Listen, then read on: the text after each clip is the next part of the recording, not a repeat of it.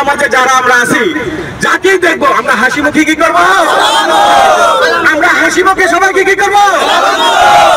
এক শিক্ষক দুই ছাত্রকে কিছু ফুল দিয়ে বললো, তোমরা এই রাস্তায় যাবা, যাকে হাসি মুখে দেখবা তাকে একটা একটা করে কি করবা?